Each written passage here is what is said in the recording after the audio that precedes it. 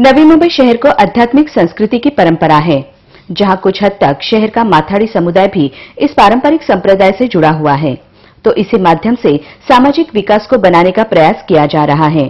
कोपरखैरणे के कैलाशवासी अन्ना साहब पाटिल सार्वजनिक मित्र मंडल के माध्यम से भी इसी अध्यात्म को आगे लेकर जाने का प्रयास शुरू है, जिधर श्री विठ्ठल रुक्मिणी दिन के उपलक्ष्य में अखंड हरिनाम सप्ताह का आयोजन भी किया गया था।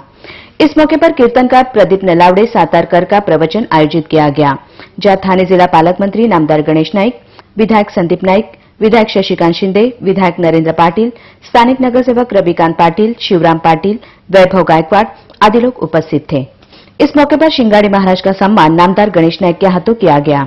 इस आध्यात्मिक कार्यक्रम के आयोजन में गोपाल गाला जैसे धार्मिक कलाओं ने भी काफी रंग भर दिए, जिधर इसकी खुशी विधायक संदीप नाईक ने भी जताई और विज्ञान की परिसीमा के अंत के बाद ही अध्यात्म की शुरुआत होने की बात कही। नवी मुंबई एक असं शहर आहे की विविध जाती, धर्म, पंथ, भाषा, वर्ण अशी विविध माणसं भारतातल्या, महाराष्ट्रातल्या कानाकोपऱ्यातून या नवी मुंबईमध्ये येऊन राहत आहेत। आणि अशा परिस्थितीमध्ये महाराजांनी देखील या ठिकाणी त्यांच्या प्रवचनात सांगितलं की विज्ञान हे गरजेचं आहे आणि विविध प्रकारचे संशोधन होत आहेत, शहरांचा विकास होत आहे, परंतु जीवनामध्ये असे अनेक प्रश्न आहेत की ज्यांची उत्तरही आम्हाला सापडलेली नाहीये, जसा जन्म आणि मृत्यू।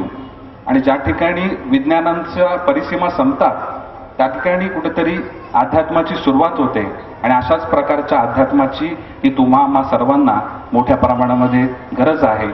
तो विधायक शशिकांत शिंदे ने भी अभी के युग में अध्यात्म के माध्यम से ही सामाजिक एकात्मता को बनाने की बात कही। या नगरीमधल्या आदल्या सर्वांना एकत्रित करण्यासाठी गेल्या अनेक वर्षापासून हरिनाम सप्ताह चालू होतो।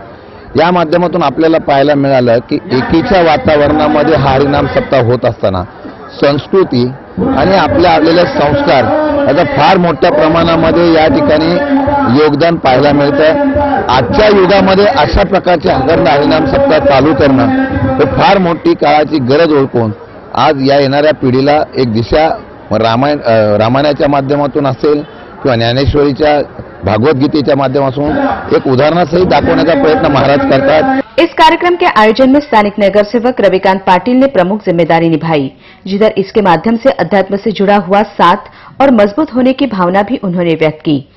माझ्या विभागामध्ये सर्व कामगार क्षेत्र आहे, कामगार क्षेत्र आहे, माथाडी कामगार आहेत, बीएसटी कामगार आहेत, आणखीन एक कामगारांचं क्षेत्र आहे आणि 15 वर्षापासून एक कार्यक्रम चालू आहे।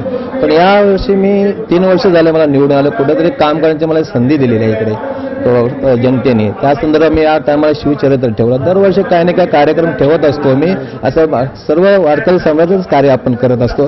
पण आनंद होतो, एवढी लोक मिळतात, एवढा हजारो लोक येतात दर्शनाला। ते एक आपलं शिकवण्याचं आपले शिल्पकार गणेशजी नाईक साहेब काम तर नेहमीच करत असतो, कुठेतरी धर्म केलं पाहिजे वारकरी समाजाचं। त्या संदर्भात आपण हा कार्यक्रम दरवर्षी आपण ठेवतो आणि याही वर्षी ठेवला जाईल, पुढल्या वर्षी सुद्धा ठेवला जाईल, बस एवढाच आनंद वाटतो। कैमरामैन गोविंद सिंह पाल के साथ जैन कबराल की रिपोर्ट।